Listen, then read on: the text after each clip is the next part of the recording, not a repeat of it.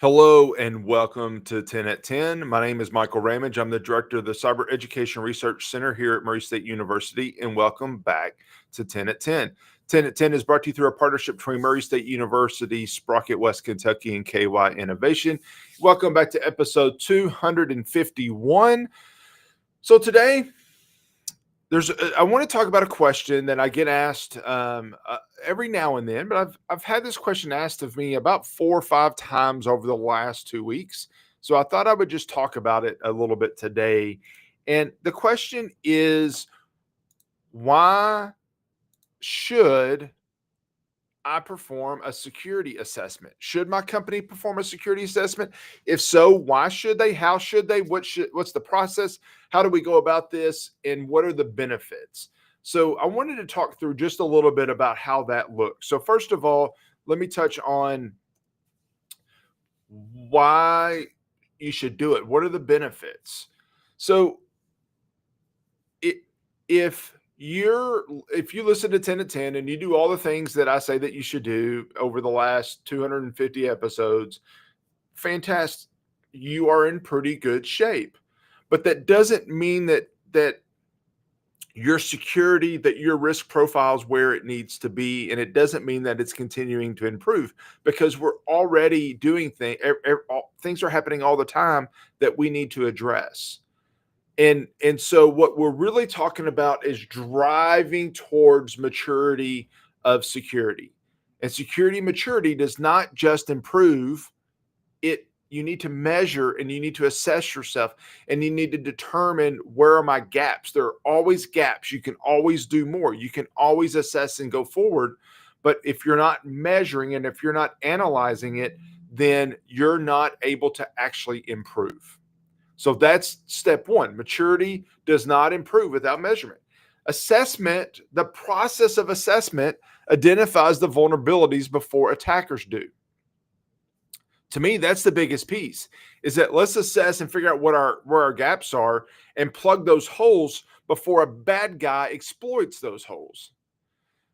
It is proactive security investment. So often companies will say, security is not that important. It only becomes important when there's a cyber attack and we're the victims, and then we spend way more money than we could have if we had been proactive in the first place. And then finally, it can be critical for insurance. Matter of fact, I hear from some companies that are requiring to do a security assessment every year to maintain their cyber insurance for compliance purposes. And I'll get into that in just a second. And then also for reporting to your board. How can you tell them where you're at as an organization? But there is an important thing before we get going into to additional details that I want everyone to understand. There's assessments and there's audits. They have two different purposes. They can kind of show some of the same type of information, but they're doing it through a different lens. Assessments identify risk, identify gaps, look at opportunities for improvement. The purpose of an audit is to verify that you are complying with a standard. It's verifying controls, verifying compliance, checking your adherence to a specific standard. It's not saying this is what we should do to get better. It is saying, do you do this, yes or no? The focus of an assessment is about maturity. It's about process and continuous improvement. The focus of an audit is evidence and documentations and control testing. Oops, I have a typo. Controls testing and compliance. It is asking us to look at it and say, are we doing the things that we say we're doing? First of all, do we have the policy to standardize what we say we're doing? And are we actually doing it? They need to match up. So they're different goals. Now, how do you do all of these? These are some frameworks. There's more that I didn't include, but there's a lot of frameworks that you can assess to, you can audit to. That, let's say that you're a healthcare organization, you're going to have to follow HIPAA. Now, you can assess your company and say, how are we matching up to the HIPAA standard? But at some point, you're going to have to audit your organization against that HIPAA standard for you to take patients, for example. So they're different goals of that. So that's important to know. For me, when an organization says, "Hey, I just want to do an assessment to kind of see where we're at," how do I do it? I recommend either the CIS controls or the NIST cybersecurity framework. Now, some will say that the cybersecurity framework is the best one to use. Some will say that CIS controls are. I I I go back and forth for a variety of reasons that don't necessarily matter. What I would tell you is that if you do an assessment kind of matching up with where these are, I'm going to walk through how you can use that to improve the organizational security of what's going on. And I think that's an important piece.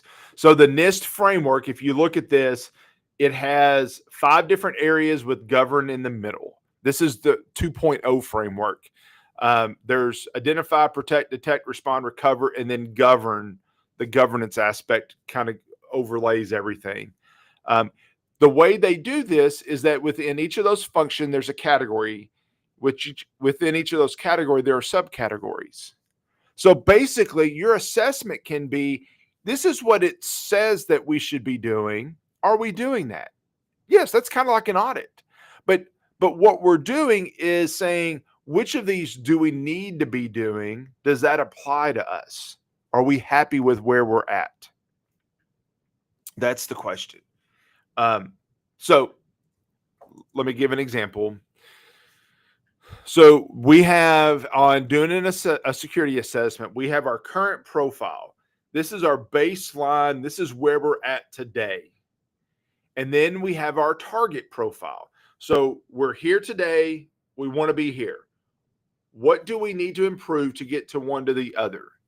That assessment, first of all, it identifies that current baseline. So we probably need to have an assessment to determine where we're really at. But it can reveal those gaps in capability of how we want to get to that target level. And by using this assessment, we can build that roadmap for improvement. That's what we're trying to do. And I think that's an important piece. So let me give some examples. This is one of the tools. It's linked down at the bottom. There's an article on LinkedIn talking about it, but this is a tool that you can use where you have a target score, and by default, the target score is 3. And that is the maturity level. I think I have it on the next slide, but let me just go with me for a second. This is on a scale from 1 to 5 or 0 to 5 that you can be, where do you want to be with the max of 5? So you go through all of these categories, in which within each of these categories identifies first. Within asset management, there's a number of questions. Do you have an inventory of your assets? That's going to be the first question. Do you understand your business environment? Do you have governance? Do you have some of these things? And so you go through this, and what you find out is that based on the answers that you give to the questions, and for asset management, there may be 5 questions. I don't remember the exact number, but there's a number of questions there. And for each of those questions, you answer them based on where you're at. And you answer it from 2 perspectives, because both of these are important. What's our policy score? What's our practice score? Our policy, if we follow our policy correctly, we should be a 3.02 in asset management. But what we're really at, because we don't follow our policy, is we're at a 2.7. So we can see both of those levels where we can see that there's some growth that needs to happen there. And you can go through each of those questions and look at them and say, well, these are the ones where I didn't score high enough, so we can show that growth to get to where we need to be. And so ultimately, we can come up with this type of a graphic, which I love these types of graphics. And what you'll look and you'll see is 0's in the middle, 5's on the outside. It goes in half-point increments. This purple line is 3.